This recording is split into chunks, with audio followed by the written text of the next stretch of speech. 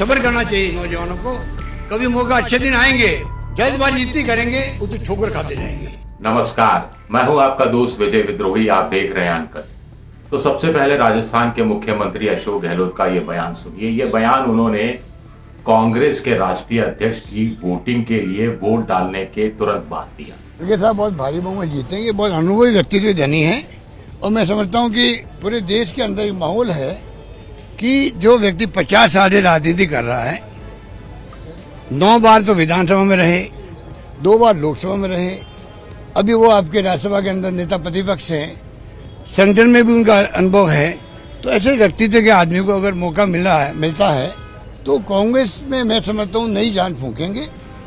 उनका अनुभव ही काम आएगा और अनुभव से ही काम होता है। देखिए, युवा शक्ति जो होती है वो अपनी मेहनत कर सकती है, अनुभव का कोई विकल्प नहीं होता है।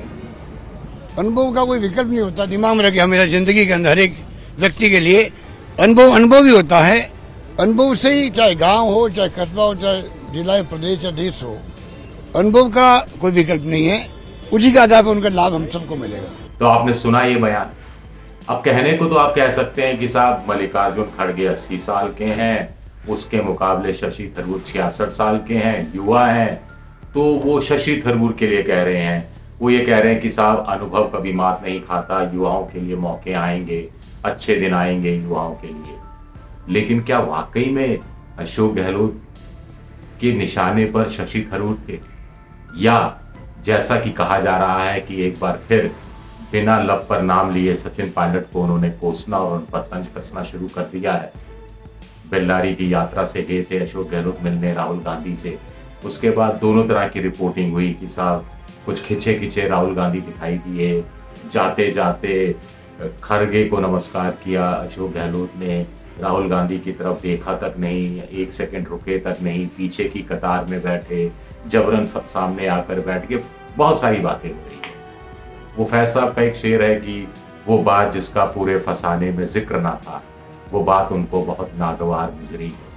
तो अगर हम ये कहेंगे कि अशोक गहलोत बिना नाम लिए सचिन पायलट पर तंज कस रहे थे, तो अशोक गहलोत को ये बात नागवार गुजर सकती है। लेकिन गालिब का भी एक शेर है, खुलता किसी पे क्यों मेरे दिल का मामला, खुलता किसी पे क्यों मेरे दिल का मामला, मेरे शेरों के इंतखाब ने रुस्वा किया मुझे। तो ये बात अशोक गहलोत पर फिट हो सकती है, ये शेर, कि मेरे बयानों के इंतखाब ने, इंतखाब यानी चुनाव, मेरे बयानों का जो मैंने चुनाव किया उससे रुसवाई मुझे झेलनी पड़ेगी, कम से कम आला कमान की नज़रों में, या सचिन पायलट के समर्थकों की नज़रों में, या राजस्थान की आम जनता की नज़रों में, जो ये मानकर चलते हैं कि कांग्रेस ने अपना बेड़ा गर्क कर लिया अशोक गहलोत बनाम सचिन पायलट की लड़ाई में। अब देखिए, अशोक गहलोत क्या कह रहे हैं कि युवाओं को सब्र करना चाहिए, जितनी ज़्यादा वो जल्दबाजी दिखाएंगे उतनी वो ठोकर खाएंगे। वो ये क्यों कह रहे हैं कि जितेंद्र प्रसाद का नाम, ज्योतिरादित्य सिंधिया का नाम, की पार्टी ने इनको बहुत कुछ दिया, कम उम्र में मंत्री बनाया, बिना अनुभव के मंत्री बनाया, फिर भी पार्टी का एहसान चुकाने के बजाय पार्टी छोड़कर चले गए। तो ये सब बातें तो शशि थरूर पर लागू नहीं होती, किसी भी कीमत पर लागू नहीं होती। शशि थरूर कांग्रेस के वैसे ही अनुशासित और सिपाही हैं जैसा कि अशोक गहलोत हैं। शशि थरूर खुद अभी कह चुके इंटरव्यू में, उनको तमाम बड़ी बड़ी पार्टियों ने, बीजेपी ने खास तौर से कहा कि उनके साथ आ जाइए, उनकी पार्टी में शामिल हो जाइए। नहीं गए, कतई नहीं गए, और ये बात छुपा के भी रखी, उसका जोर शोर से प्रचार भी नहीं किया। शशि थरूर तो चुनाव लड़ रहे हैं अध्यक्ष का। शशि थरूर कांग्रेस छोड़कर जाने वाले नहीं है, कोई इशारा भी नहीं कर रहे, और वो क्यों जाएंगे। और उनको कम उम्र में मौका नहीं मिला, अच्छी खासी परिपक्व उम्र में मौका मिला उनको। वो संयुक्त राष्ट्र संघ में महासचिव बनते बनते रह गए थे, और बड़ा अंतर्राष्ट्रीय अनुभव है उनका। भाषा पर पकड़ है, राजनीति पर भी पकड़ है, सिद्धांतवादी हैं, अच्छी मीठी भाषा का इस्तेमाल करते हैं। तो उनका तो कंपैरिजन हो ही नहीं सकता। और वैसे भी अशोक गहलोत ने कुछ दिन पहले एक बयान दिया था, आपको याद होगा, जिसमें कहा था कि मैं जो बात कहता हूं उसके कुछ मायने होते हैं। तो अब ये जो बात कही उसके क्या मायने हैं, वो सचिन पायलट की तरफ क्या इशारा कर रहे हैं?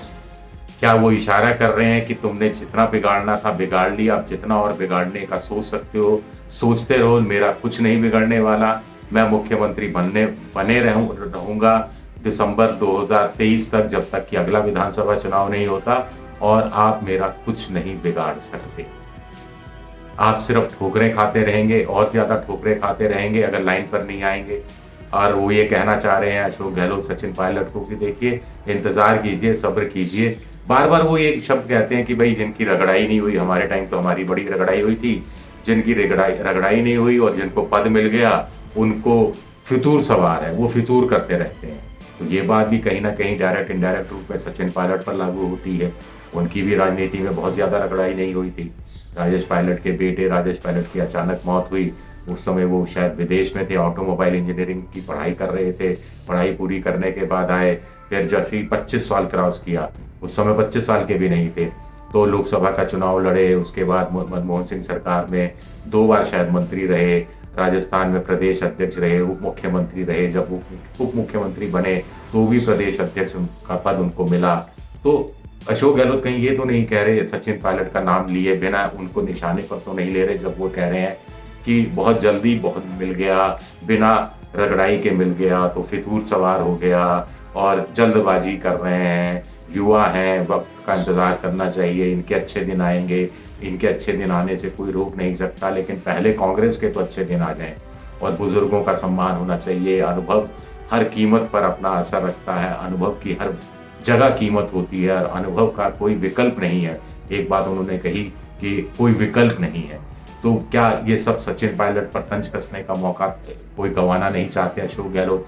उनको नए सिरे से राष्ट्रीय आला कमान से कोई अभिदान मिल गया है।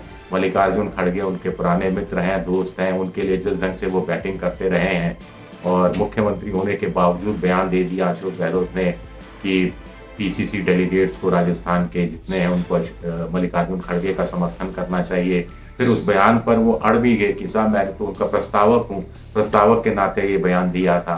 तो मल्लिकार्जुन खड़गे उन 2 पर्यवेक्षकों में से एक थे जो राजस्थान आए थे, जयपुर आए थे 25 सितंबर को, जब कांग्रेस के विधायकों ने कांग्रेस लेजिस्लेटिव पार्टी का बैठक का बहिष्कार किया था।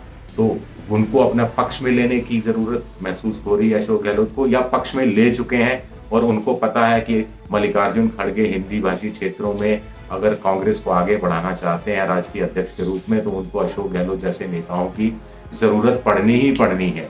अशोक गहलोत, भूपेश बघेल जैसे फंड मैनेजर्स की भी जरूरत पड़नी ही पड़नी है और ऐसे में उनका कोई विकल्प नहीं है और वो सचिन पायलट का साथ नहीं देने वाले। लिहाजा सचिन पायलट पर चोट करने का, व्यंग करने का, तंज कसने का, चुटकी लेने का और कोई मौका क्यों छोड़ा जाए? तो क्या अशोक गहलोत ऐसा कुछ कहना चाह रहे हैं?